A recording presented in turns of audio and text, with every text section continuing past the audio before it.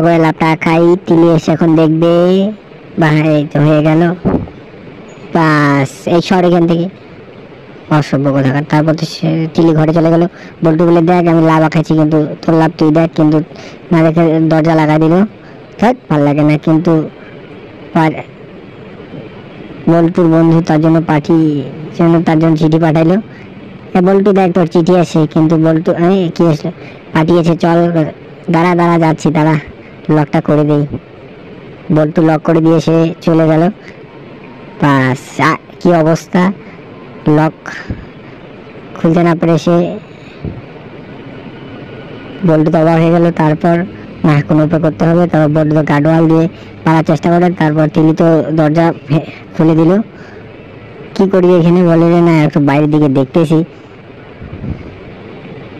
তারপর তো এই অবস্থা হয়ে গেল।